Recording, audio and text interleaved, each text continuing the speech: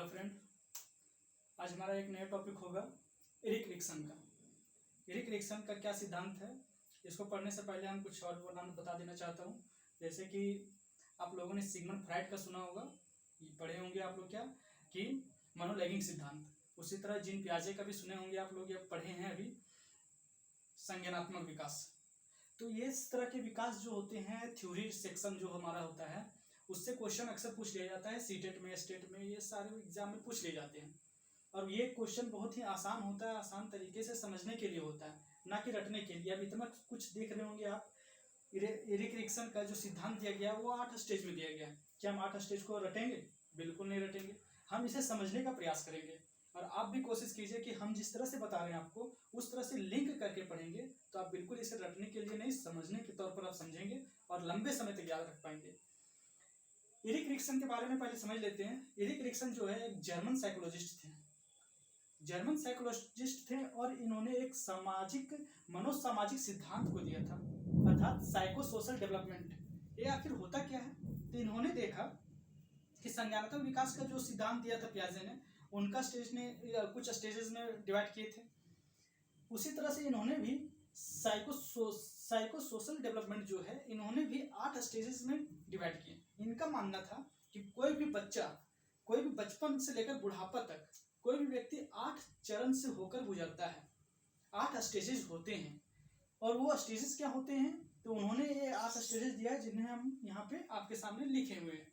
और हम इसी को समझने का प्रयास करेंगे कि आखिर वो 8 स्टेजेस कौन सा है, और बचपन से बुढ़ापा तक जो व्यक्ति जो किन किन चरणों से होते हुए गुजरता है, किन किन समस्याओं से होते हुए गुजरता है, कौन सी उनके अंदर कुछ जो फीलिंग्स होती है वो व्यक्ति कैसे जाहिर करता है, किस स्टेजेस में किस प्रकार का फीलिंग्स होता है, किस प्रकार के वर्क करता है, ये सारी चीज को उन्होंने बहुत बारीकी से एक स्टेजेस में बांटने का प्रयास किया है। और हम उसे समझने का प्रयास करेंगे कि आखिर इनका सोच क्या था।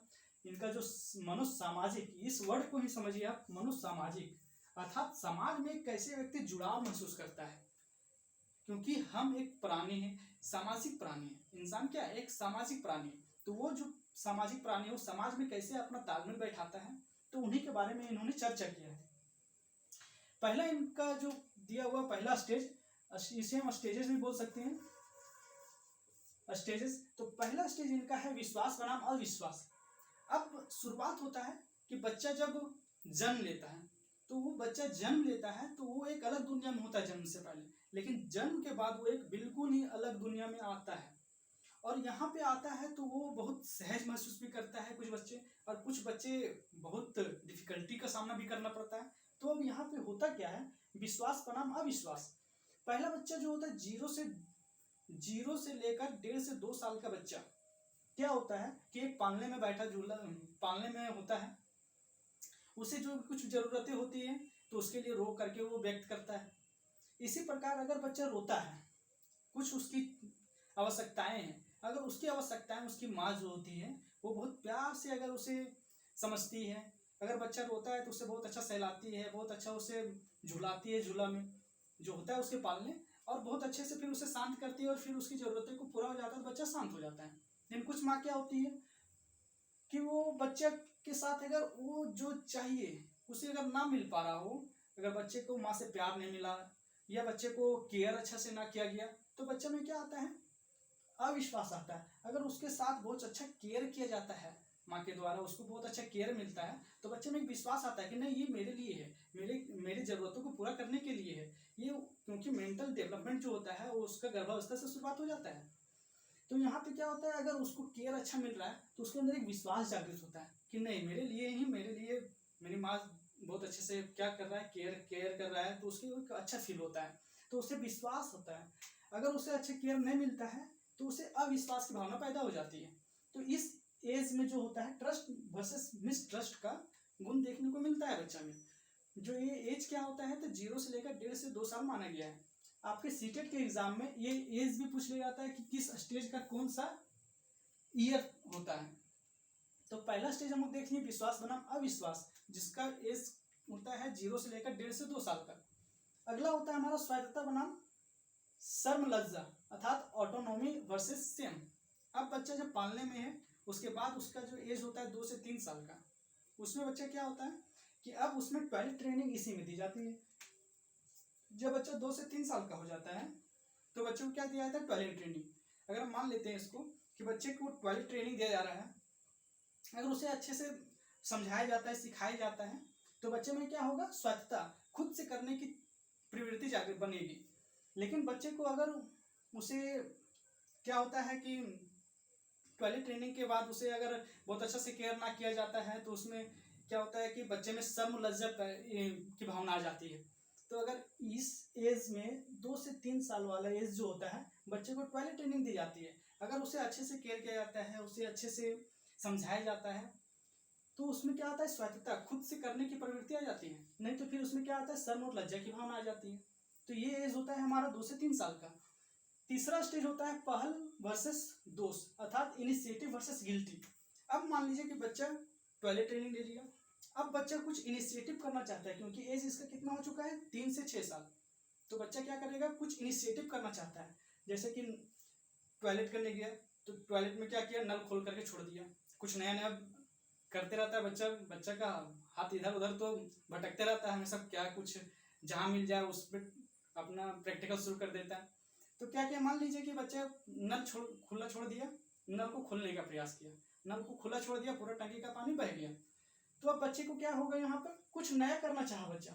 अब माँ उधर से आई, 2-4 हाथ लगा दी, तुमको ये नहीं आता है, वो नहीं आता है, ऐसे कर देता है, वो ऐसे कर देता है, बहुत बदमाश है, बहुत ज़्यादा ये शरारती करता है। ऐसे करके अगर करते तो उसके अंदर दोष की भावना अर्थात गिल्टी की भावना आ जाएगी। तो हमारे एरिक रिक्सन महोदय कहते हैं कि बच्चा जब 3 साल से 6 साल का एज में होता है तो उसमें बच्चे में क्या होता है, तो इनिशिएटिव करने की बहुत चाहत होती है। अगर उसमें उसे प्रोत्साहित किया जाए, अगर बच्चे को समझाया, नहीं बेटा ऐसे नहीं करते हैं, इससे देखो पानी बर्बाद हो जाता है, ऐसे अगर समझाया जाए तो बच्चे में क्या आता है, इनिशिएटिव करने का गुण आता है यहाँ से। नहीं तो फिर उसमें गिल्टी की भावना आ जाती है। तो ये एज भी आप ध्यान रखेंगे किस स्टेजेस में कौन सा एज बोला गया है। तो तीसरा में क्या बोला गया, 3 से 6, इससे भी याद रखेंगे आप, 3 से 6 साल। चौथा स्टेज होता है कि परिश्रम बनाम हीनता। कुछ बच्चा अब करना चाहता है, अर्थात इंडस्ट्री अर्थात लेबर वर्सेस इन्फेरिटी। बच्चा चाहता है कि कुछ करना चाहता है, अर्थात उसके पास अगर कुछ टॉयज है, खिलौना है, तो क्या करना चाहता है, खिलौना कभी तोड़ता है, कभी जोड़ता है, कभी बनाने की कोशिश करता है। तो उसमें अगर लेबर वाला अर्थात कुछ काम भी करना चाहता है, अर्थात इसको एक और भी हम एग्जाम्पल दें आपको। मान लेते हैं कोई बच्चा 10वीं की तैयारी कर रहा है, तैयारी करता है, उसके पेरेंट्स के द्वारा उसे प्रोत्साहन दिया जाता है कि बेटा अगर 10वीं पास कर लेगा तो तुम अच्छा स्कूल में एडमिशन होगा, अच्छे मार्क्स आएंगे तो अच्छे कॉलेज में जाओगे, अच्छा स्ट्रीम चुनने का मौका मिलेगा, ये सब चीज़ बताया जाता है। तो बच्चे को क्या होता है, परिश्रम करने की प्रवृत्ति जगती है, तो वो परिश्रम करना शुरू करेगा। अब बच्चा मान लेते हैं परिश्रम किया, लेकिन वो फर्स्ट डिवीजन ना होकर के 80-90% ना ला करके 50% में रुक गया, 40% में रुक गया, तो बच्चा 3rd डिवीजन से पास किया, तो माता पिता के द्वारा उसे तिरस्कार किया जाएगा, तुम्हारे से तो कुछ ना हो पाएगा, तुम तो कुछ कर ही नहीं पाता है, तुमसे तुम्हारा IQ लेवल ही नहीं है, तुम एकदम बुड़बक है, ऐसे है वैसे, एकदम तरह तरह की बात अगर सुना दी, तो बच्चे में क्या होगा कि जो अब यहाँ पे करना चाह रहा था, इंडस्ट्री था, कुछ परिश्रम किया, तो परिश्रम के लिए उसे प्रोत्साहन ना मिल करके उसे क्या किया, डांटा गया, फटकारा गया, तिरस्कार किया गया, तो उसके अंदर इन्फेरिटी आ जाएगा, अर्थात हीन की भावना की हमसे तो कुछ ना हो पाएगा, हम तो बस लल्लू टाइप का आदमी है, हमसे ये पढ़ाई लिखाई वाला दूर दूर से नाता नहीं हो पाएगा, हमसे नहीं हो पाएगा ये सब चीज़, तो हम इसके लिए बने ही नहीं है, ऐसे वैसे करके वो सोचने लगेगा और हीन भावना आ जाएगी उसके अंदर। अगला स्टेज होता है पहचान बनाम भ्रांति। अब बच्चा क्या होता है, जब वो 5वां स्टेज में अर्थात 12 से 18 साल का, तो ये आइडेंटिटी अपना कुछ पहचान बनाना चाहता है। बच्चा क्या करना चाहता है कि 12 से 18 साल वाला में, कि उस बच्चे के अंदर होता है भावना कि हम स्पोर्ट में चले जाएं, अच्छा खेल खेल के प्रति हो जाता है, कोई हॉकी खेलने लगता है, कोई फुटबॉल खेलने लगता है, कोई तैराकी करने लगता है, स्विमिंग सीखने लगता है, इस प्रकार की बातें उस बहुत तरह के दिमाग में आते हैं। कुछ बच्चा चाहता है कि नहीं हम पढ़ करके IAS बनेंगे। यही से क्या होता है, बच्चा अपने अंदर एक एम रखता है अंदर कि हमें इन फ्यूचर ये काम करना है, तो उसके लिए क्या करता है, अपनी पहचान बनाने के लिए कि मेरा भी कुछ पहचान हो समाज में, तो इसके लिए वो क्या करता है, प्रयास करता है पहचान बनाने की। अगर वो पहचान बनाने में कामयाब होता है, जैसे कि आप लोगों ने देखा होगा अभी कॉमनवेल्थ गेम हुआ था, इससे पहले ओलंपिक भी हुआ, उसमें क्या 15, 16, 17 साल की बच्ची अच्छा रिकॉर्ड, जो बड़े बड़े लोग रिकॉर्ड ना बना पाए, उसे एक बच्ची लोग रिकॉर्ड बनाई है। तैराकी में देखे होंगे, अभी जापान की थी ना एक बच्ची, जिन्होंने एक रिकॉर्ड बनाया। तो इसी एज में, इस एज में बहुत कुछ अपनी पहचान बनाने के लिए लोग बहुत सारे चीज सोचते हैं, करना शुरुआत करते हैं। अगर इसमें बच्चे को थोड़ा इनिशिएटिव उसके को उसी को प्रोत्साहन दिया जाए तो बच्चा अपनी पहचान बनाने में कामयाब हो जाता है। लेकिन अगर उसे यहाँ से उसे बोल दिया जाए कि तुमसे तो ना हो पाएगा, तुम तो तैराकी छोड़ के पढ़ाई करो, पढ़ाई नहीं हो रहा है तो कोई बोलेगा तुम कुछ काम कर ले, तुम कोई दुकान में जाके काम करना शुरू कर दे, ऐसे करके अगर उसे भटका दिया जाए, कुछ करने से रोका जाए, तो उसमें क्या आ जाएगा, भ्रांति आ जाएगा था। जो पहचान बनना चाह रहा था अब वो कंफ्यूज हो जाएगा कि हम करें तो करें क्या। आखिर इसी एज में आप देखते होंगे कोई बहुत अच्छे से रिकॉर्ड बना रहा है तो कुछ अपने रास्ते से भटक चुका है, कुछ कर ही नहीं पा रहा है। तो इस तरह का चीज आता है यहाँ पे पांचवा स्टेज में। पांचवा स्टेज में क्या है, पहचान वर्सेस भ्रांतियां। अर्थात अगर पहचान नहीं बना पाया तो बच्चे कंफ्यूज हो जाता है कि हम क्या करें, स्पोर्ट में अपना करियर देखें कि पढ़ाई में अपना करियर देखें। तो यहाँ पे बच्चा क्या होता है, कंफ्यूज हो जाता है। और ये एज क्या होता है, तो 12 से 18 साल का। अगला आता है हमारा आत्मीयता वर्सेस अलगाव। ये इंपॉर्टेंट है, बहुत इंपॉर्टेंट है, क्योंकि ये इससे बार बार क्वेश्चन पूछा गया है सीटेट में आपका। इसमें क्या, आत्मीयता वर्सेस अलगाव, अर्थात इंटीमेसी वर्सेस आइसोलेशन।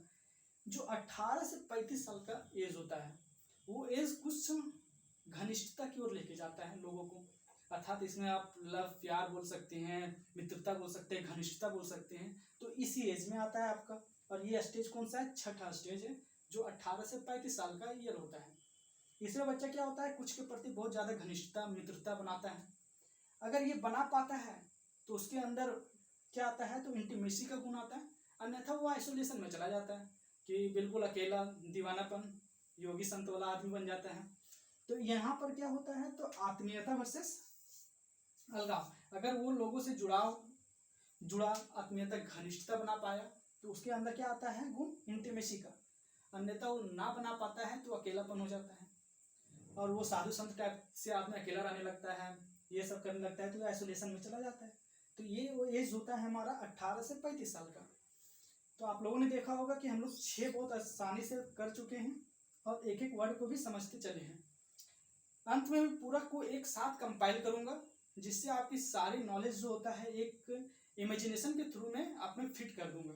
तो आप अभी चीज समझते जाइए, उसके बाद मैं 2 मिनट में आपको क्या करूंगा, इसे पूरे के पूरे एक जगह पे इमेजिनेशन के थ्रू में ला के दूंगा, आपके जहन में बैठाने की कोशिश करूंगा।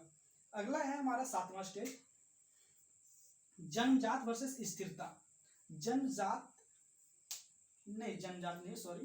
जन्मात्मकता वर्सेस स्थिरता, अर्थात इसको बोलेंगे जेनरेटिविटी वर्सेस स्टेग्नेशन।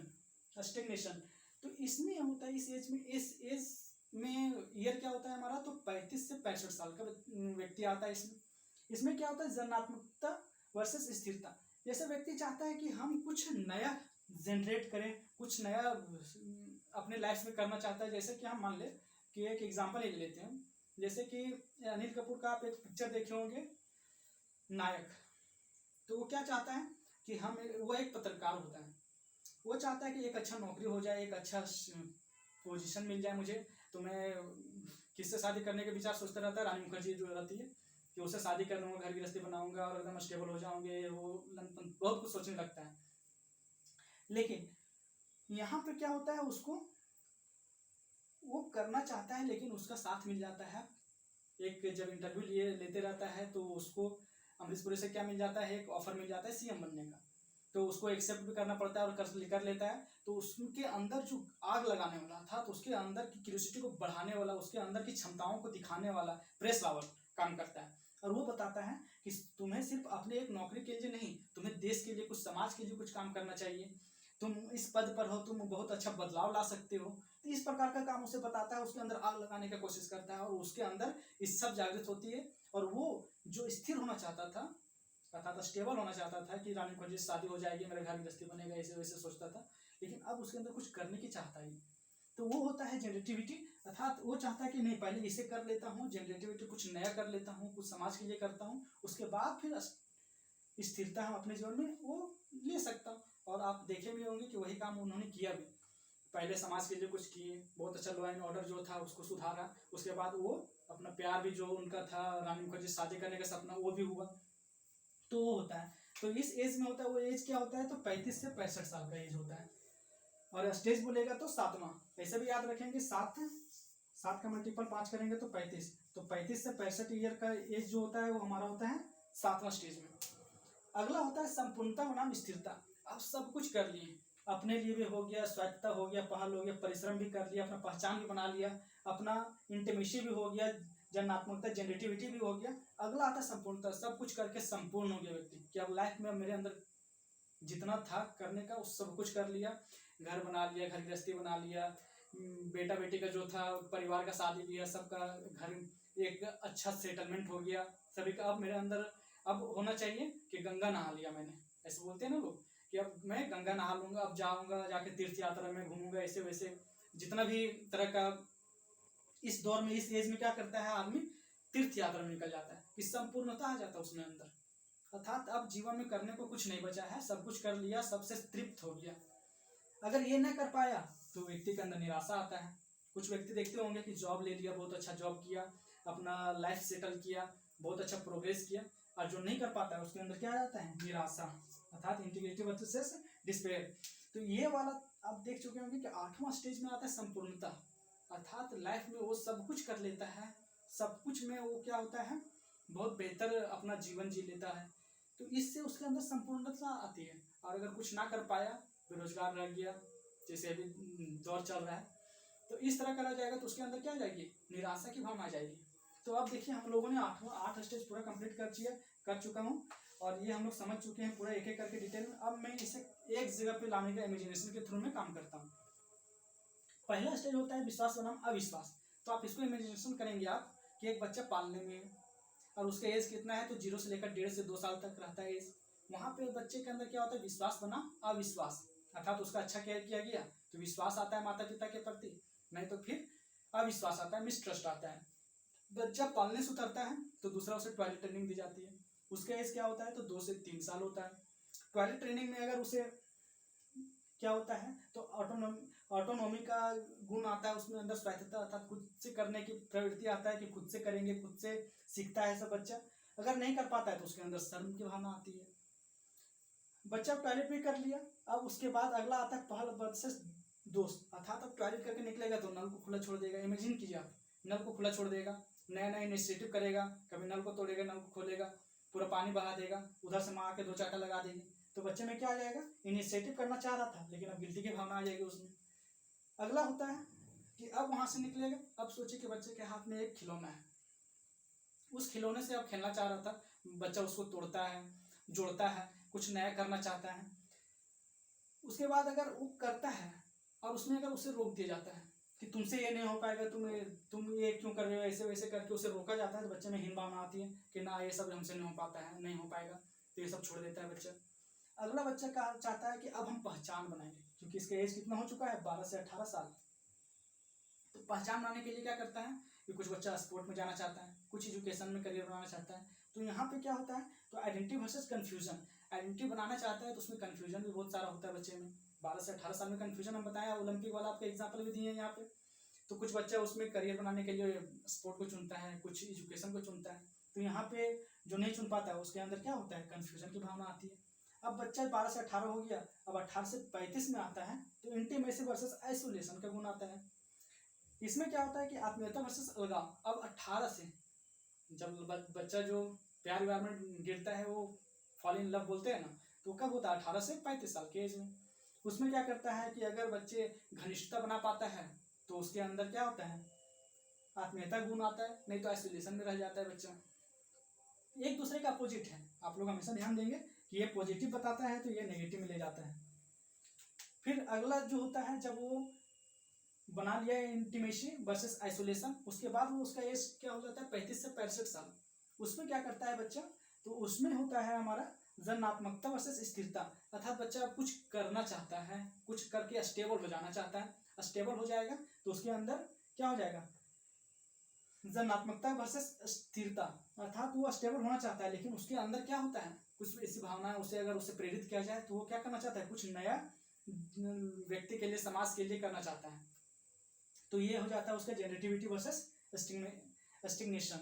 उसके बाद बच्चा तो नहीं रह जाता है, 65 साल का एज हो जाता है, तो उसके अंदर संपूर्णता आ जाती है। अब बच्चा सब कुछ व्यक्ति कर चुका है, कंप्लीट हो चुका है, तब उसके अंदर संपूर्णता है। और अगर संपूर्णता नहीं आ पाया, अगर लाइफ में कुछ नहीं कर पाया, तो उसके अंदर निराशा की भावना आती है। तो ये हमारा ये 8 स्टेज था जो हम लोगों ने बहुत आसानी से समझाने का प्रयास किया। अगर आप इस तरह से करके फील करते हैं कि पालने में है, फिर बच्चा टॉयलेट ट्रेनिंग करता है, फिर बच्चा कुछ नया करने की कोशिश करता है, फिर बच्चा परिश्रम करता है कुछ करने का नया, खिलौना वाला ध्यान में रखिएगा, फिर पहचान बनना चाहता है, उसमें कन्फ्यूजन होता है, फिर बच्चा आत्मीयता वर्सेस अलगाव आता है। उसके बाद बच्चा क्या करना था, बच्चा तो नहीं, वो फिर एडल्ट हो जाता है, तो जनात्मक वर्सेस स्थिरता आ जाती है। उसके बाद संपूर्णता और निराशा, लाइफ पूरा कंप्लीट 65 साल प्लस। तो ये होता है पूरा हमारा एक इमेजिनेशन के थ्रू हमने करने का प्रयास किया। आप इसे इसी तरह से याद करेंगे तो लंबे समय तक याद रख पाएंगे। अगर आपको वीडियो अच्छा लगा हो तो आप इसे सब्सक्राइब करेंगे और दोस्तों तक शेयर करेंगे। Thank you.